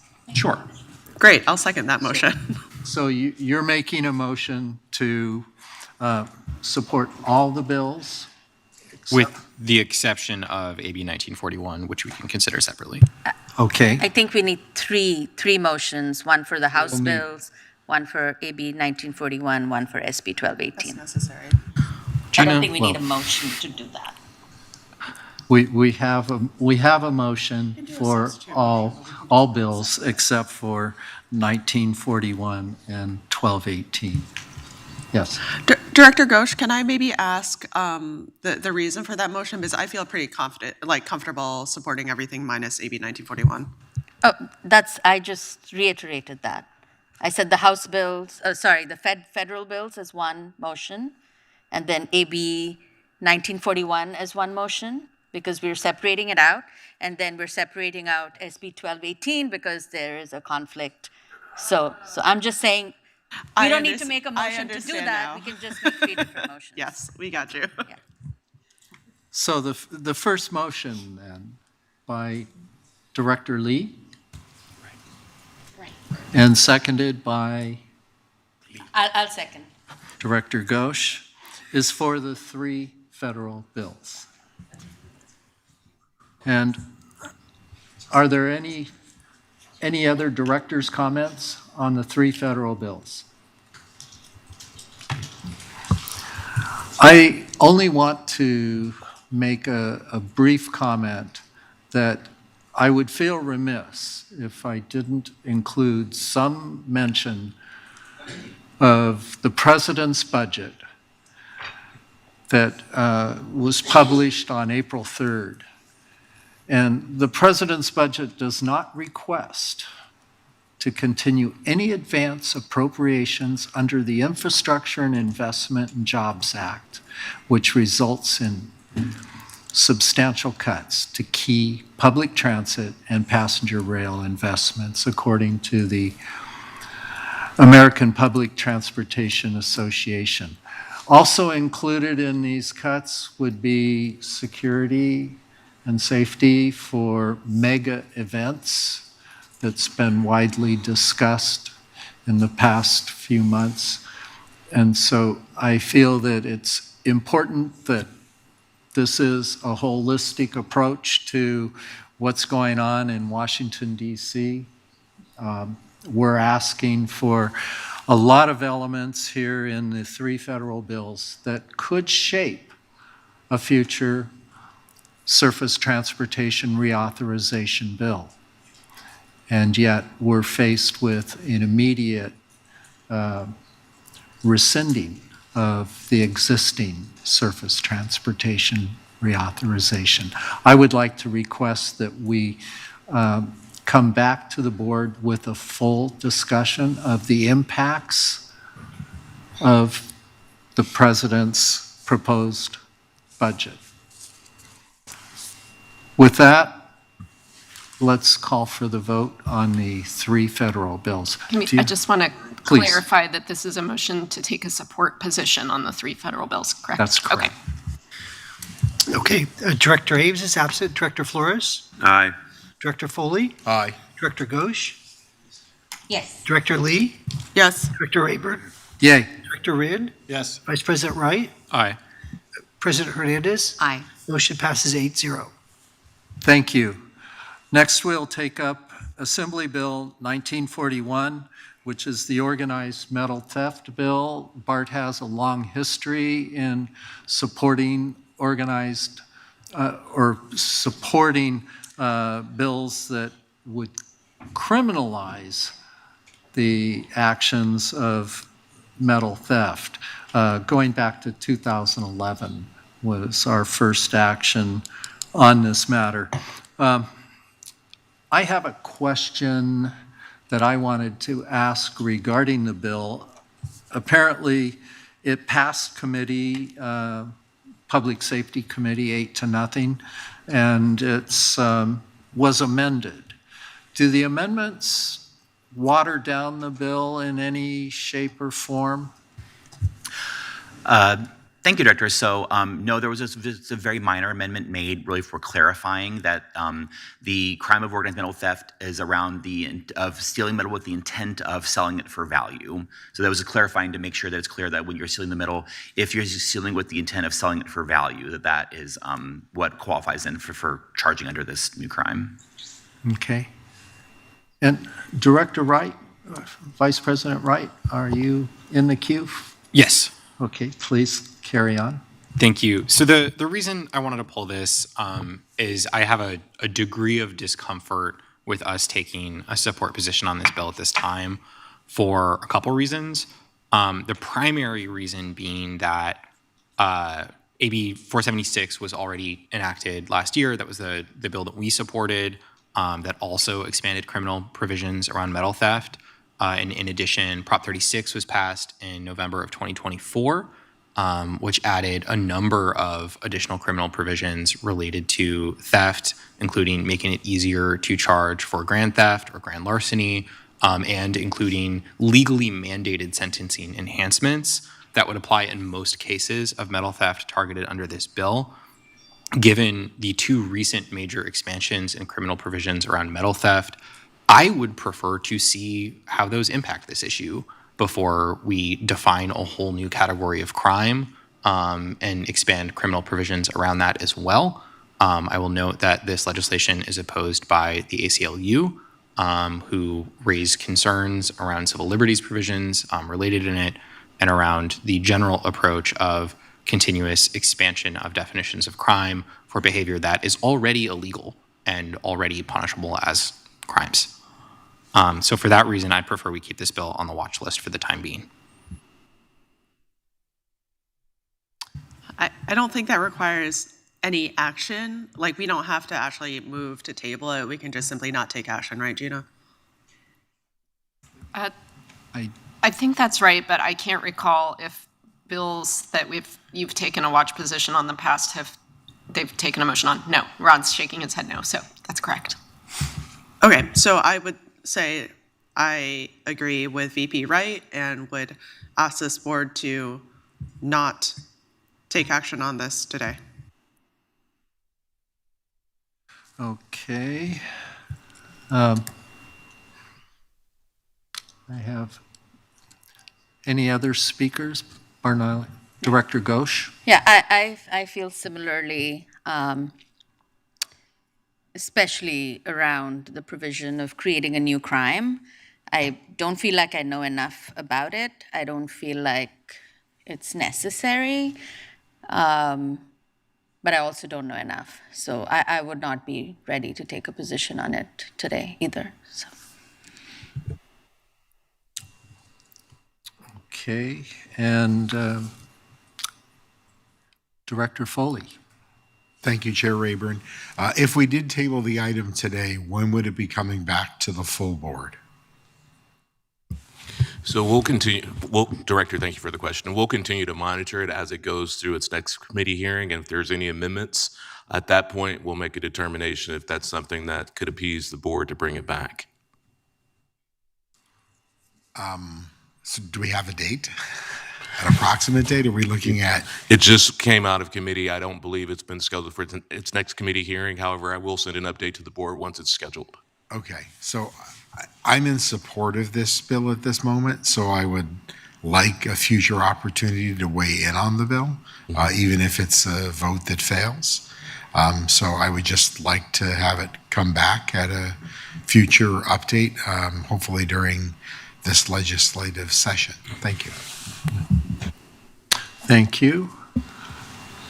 I see no other speakers. I'll just note that in last year, the Assembly Bill 476 was a similar measure that was amended late, and my understanding is that it didn't amount to any movement that was positive.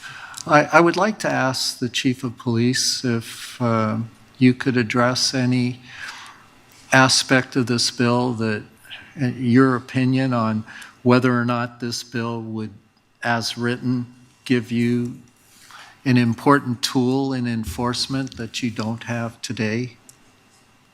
Good morning, Directors. Kevin Franklin, Chief of Police. Well, certainly with a system that spans 5 counties and 130 miles of track that contains much valuable metal, the prevention and apprehension of people who see us as a target of opportunity for metal theft is a great concern for our employees, and certainly any tools that we can give to a district attorney that assists us with prosecution of people who do target not only our system but also our customers for metal theft.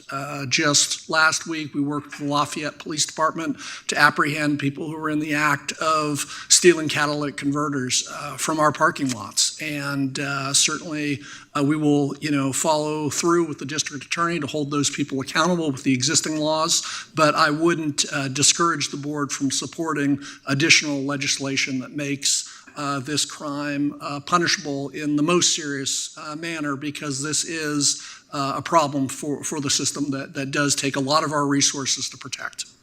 Director Abraham, I have a question on this as a follow-up.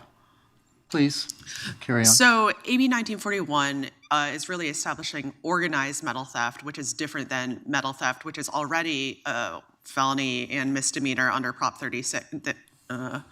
That's, I don't know, made allowable by Prop 36.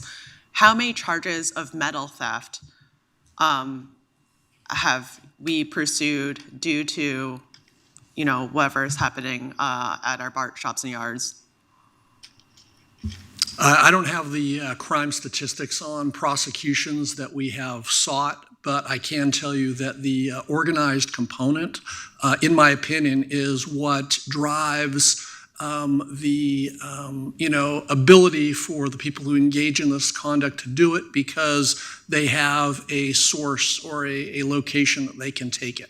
Right? It's the people at the higher level who are organizing these things, who are paying for the metal that is being stolen by the frontline people, that really creates the problem for us. Understood. I would say that if staff is to bring this back for board to consider for a position, particularly a support position, I would ask for statistics around existing metal theft, and if there is any data that's been collected as part of compliance of AB for whatever from last year, to bring that information back so we have a better understanding of what the direct impact on this district has been.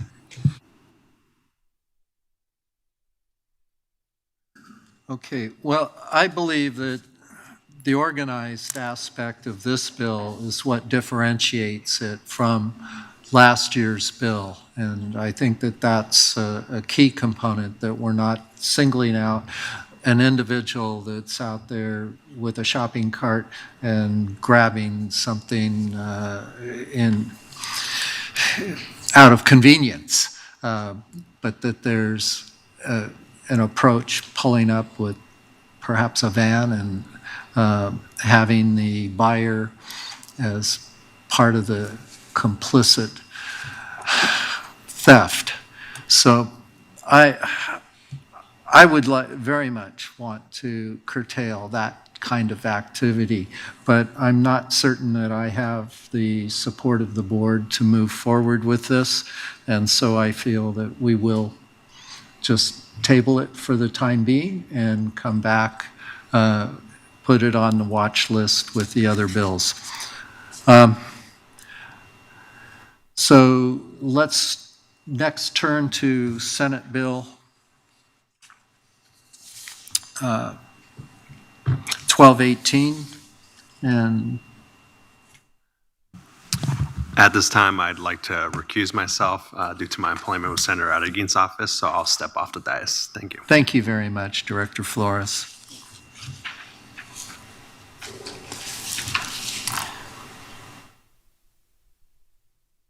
Any board comments on Senate Bill 1218?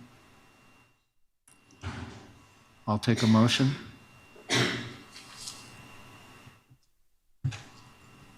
So moved.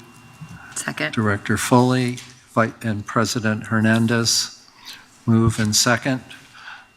Okay. Any further discussion? Director Ghosh? I have, I guess, similar discomfort with this bill as well. I want to be supportive of folks who are trying to do something about it, but I just don't have enough evidence that taking away somebody's vehicle registration is actually effective.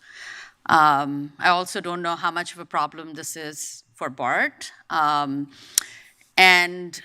in other work that I've done, firstly, people would have to find out that your registration might be taken away for illegal dumping, which itself, like, how do you get the word out about that? But besides that, it's also possible that, as we've seen in other cases, folks might continue to drive without their vehicles being registered.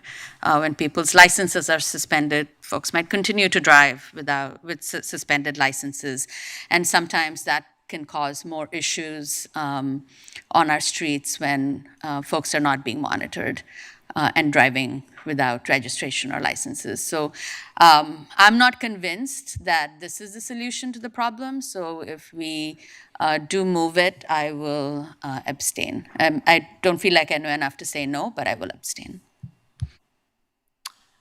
Any other board comments? I just want to make a comment. There is a lot of illegal dumping in Alameda County.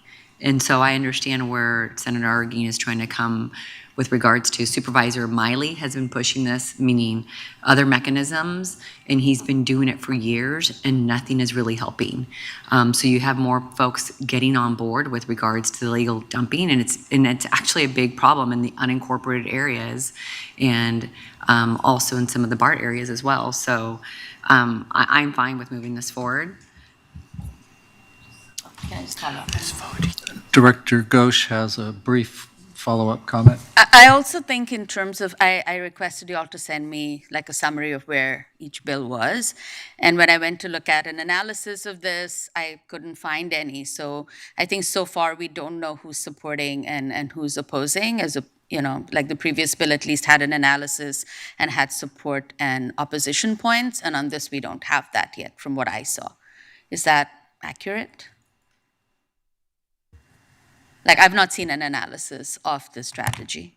It still seems pretty early in its process. And again, if it's so early in its process, I don't know if I want us to be at the forefront of that. But again, I don't know where the rest of my board members are. I know that the City of Oakland and Mayor Barbara Lee has made this a priority. The BART district owns several dump trucks, and they are fully engaged on a daily basis. This bill does further identify and double the fine for illegal dumping of tires. Again, this is not somebody that takes a bag of trash out of their apartment and dumps it in front of a BART station or a parking lot, but it's pulling up with a vehicle and unloading the pickup truck bed. And particularly things like tires are incredibly difficult to handle and dispose of. And can I just make a quick, for Director Ghosh's point? So yes, SB 1218, its first hearing won't come until next Tuesday in Assembly Transportation. So that committee has not yet done the analysis for that bill. Those don't come out until a day or two before the hearing. So happy to, to share once we kind of see what they've collected and whether it comes to support and opposition, because that will be in that analysis for that committee hearing. And I think I would encourage our board members again to wait and watch on this bill for the analysis. I think any kind of increased fines, increased criminalization, increased consequences, we need to take those actions based on evidence. So that's what I would encourage. Can I chime in on this, just briefly? Director Lee? I would say this differs quite a bit from the other bill because, and maybe staff can help me, there's no additional criminal charge or no new class of misdemeanor or felony being created based on this bill, right? Correct. Okay. And do you know what the opposition to this bill is? We have not seen any in what we've seen so far, and for the analysis that will be for the here next Tuesday, we'll see when that comes out what they'll collect and if there's anything listed on that. Yeah, I think given this, I would feel comfortable taking the staff recommended position on this today. Can you make that in the form of a motion? I thought it was already moved and seconded. Great.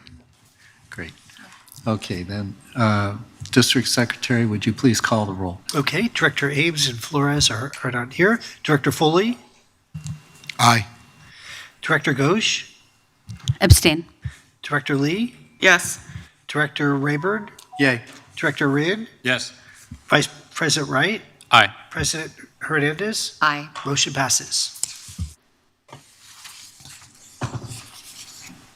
Thank you. That brings the PPAL committee to a close. I'll turn it back over to President Hernandez. Thank you, Director Rayburn. At this time, we will move on to item number 7, which is our public comment. And there are no, one just came up. Barney Smits, please go ahead, Barney. My name is Barney Smits, and I'm a licensed professional engineer with over 25 years' experience as a BART engineer and fire life safety expert. Once again, I would ask the BART board to establish a separate BART subcommittee on the further delayed $13 billion BSV2 project. The BSV2 project is based on the 2016 California Building Code, 2017 NFPA 130 standards, and version 3.13 of the BART facility standards. These are just a few of the standards that were used to create the current BSV2 project's specific design criteria manual. If the BSV2 project is going to change the governing standard to the 2026 NFPA 130, then to make this change properly, they would need to rewrite the entire design criteria manual around these new codes and standards. I sent the board an evaluation of some of the requests for variance on the BSV2 project. In addition to code changes, the board needs to have management provide a detailed breakdown on these variances. Variances, like change orders, significantly affect safety, operations, and maintenance, and the board needs to have these changes and reductions in safety explained. Remember last December's report from BART's Inspector General that identified several risks to BART from the BSV2 project.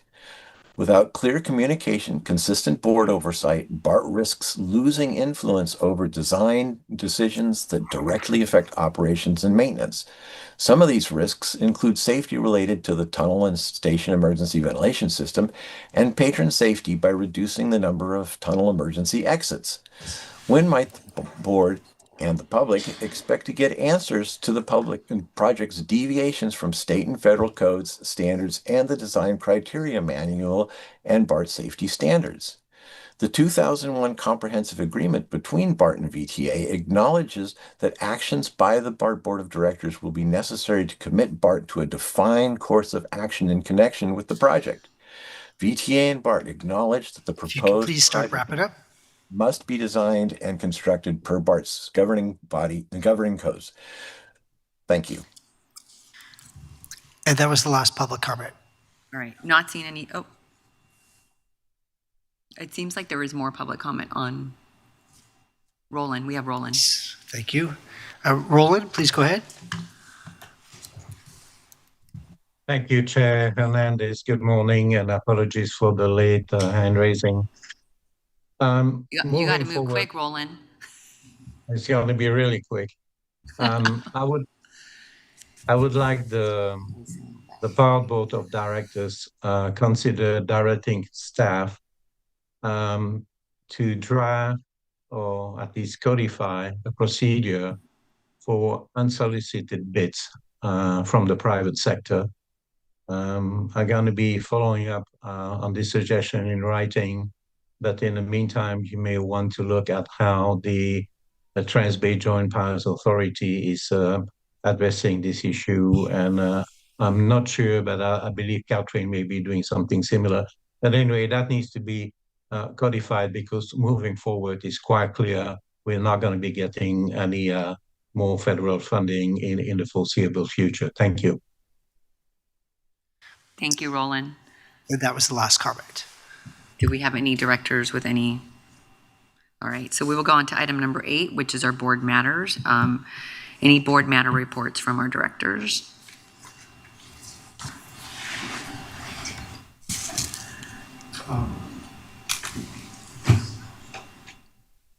Go ahead, Foley. Thank you, President Hernandez. Just one item I wanted to mention. Sorry, let me grab my notes. April 2nd, I attended the Antioch Town Hall with Mayor Bernal, State Senator Grayson, and Treasurer Ma, and I wanted to thank Senator Grayson and the mayor for shouting out their support of BART and the improvements that they have seen within the system. Thank you. All right. Do I have any other directors? Sorry, I do not have the, okay, Director Flores. Thank you.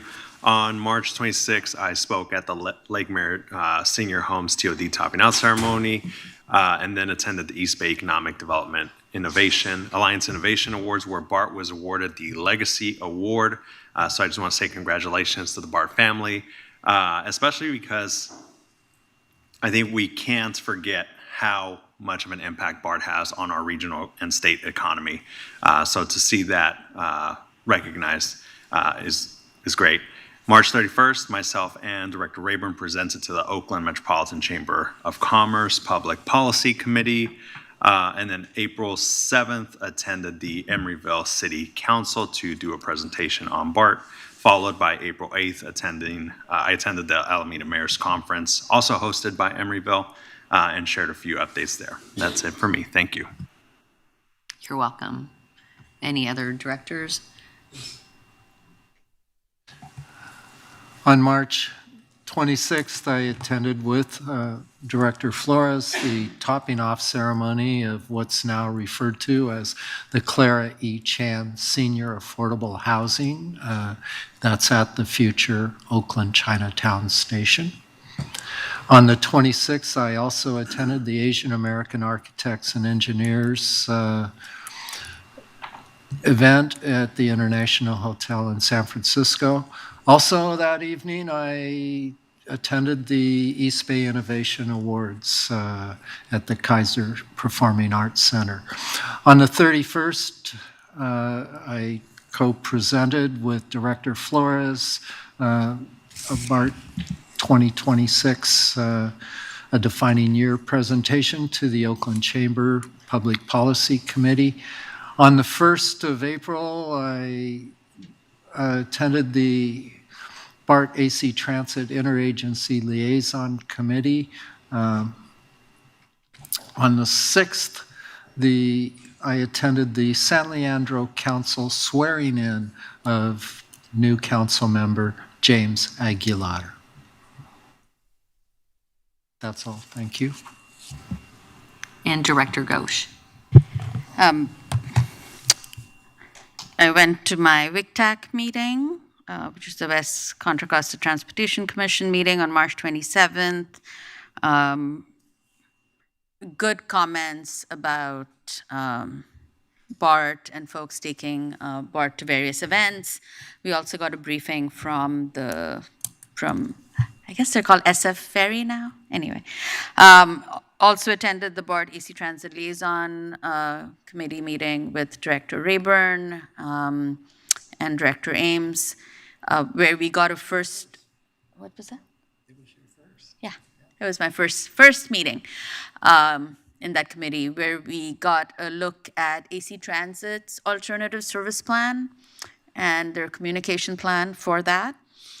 Also on April 1st, I met with Mayor Ishii and discussed our alternative service plan, TOD, and other district-related issues. And also on April 1st, presented at a community meeting for Richmond Rising, which is a coalition of various environmental groups in Richmond, specifically focused on the new BART and also on the alternative service plan. All right, thank you. And I will pass item or letter C to, in memoriam, to Director Rayburn. Thank you, President. Thank you, President Hernandez. I would like to adjourn this meeting in memory of Rodney John Diridon Sr., often deemed the father of modern public transportation in Santa Clara County. He served as chair of the Santa Clara County Board of Supervisors and the High-Speed Rail Authority. He also chaired the San Jose Diridon Station Steering Committee that I had the honor of working with him on over the past 7 years. He passed away on April 3rd, 2026 at the age of 87. Supervisor Diridon was born in Dunsmuir, California, and worked his way through college on the railroad as a brakeman and a fireman. He was a rail guy. After receiving his master's in business administration, he served the United States Navy from 1963 to 67, including 2 combat tours in Vietnam. He began his political career as a council member in the city of Saratoga before becoming the youngest person elected to the Santa Clara Board of Supervisors in 1974. While on the board, he served several regional government agencies, including the Metropolitan Transportation Commission, the Association of Bay Area Governments, and the Bay Area Air Quality Management District.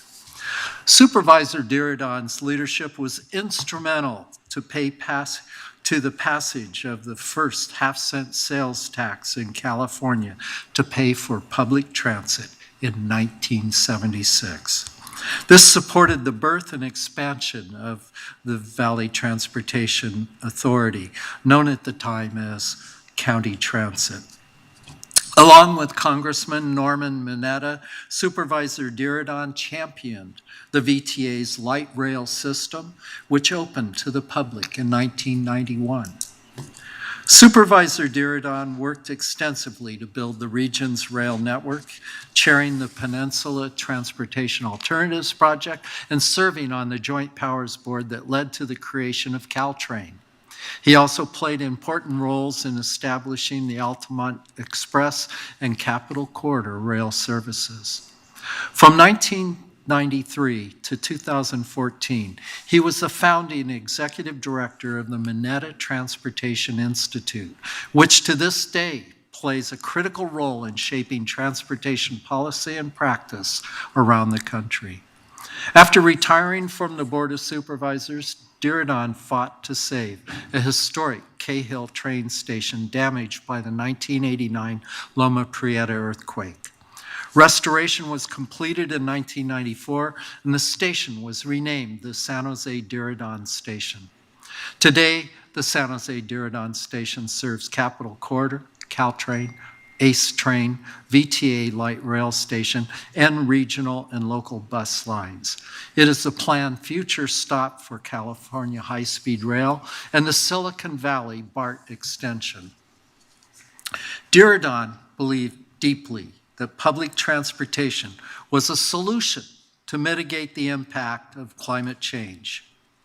As an active Rotarian, he published an article titled All Aboard in the April 2024 issue of the Rotary International magazine. He dedicated over 50 years of his life toward improving transit for everyone. Our deepest condolences go out to his family, friends, and the broader transportation community that benefits from his good deeds. Thank you. Thank you, Director. I really appreciate you reading that material. It's really, I know that you were friends with him, and so I felt it was necessary for you to give that. So I really appreciate that. We do have one public comment on the item from Roland. Roland? Thank you. Yes, thank you. And it's really hard for me to talk about this, but and be very, very brief here. I don't know if you can see a green icon in front of you, and you're probably wondering what that is. Well, that is Dirigen Station, and it shows you what the integration should be about the VTA light rail, all the forms of railways, etc. Dirigen. So the reason I'm bringing this up right now is that I will be presenting this proposal to the Dirigen committee in May. And the last slide in there will be sharing what Rob Dirigen had to say about this 5 years ago and what he wants us to do moving forward. And I hope that everybody will share in his vision what he wanted to do, and we're going to get this across the line. Thank you so much. Thank you, Roland. That was the last public comment. All right, not seeing any other public comment, we will go to item 9, which is our closed session. We will go ahead and... And we have no, Roland, are you, let me see if Roland has a comment here. Roland? No, I forgot to lower my hand, sorry. And there are no additional comments. Okay, not seeing any public comment, we'll go on to closed session. Thank you.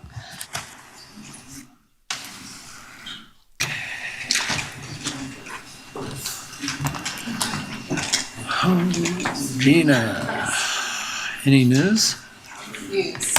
On the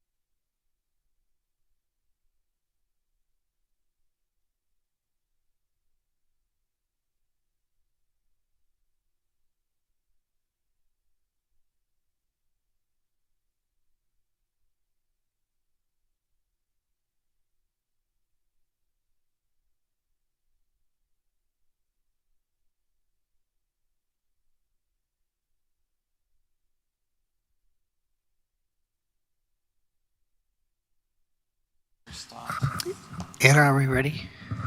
Okay, thank you.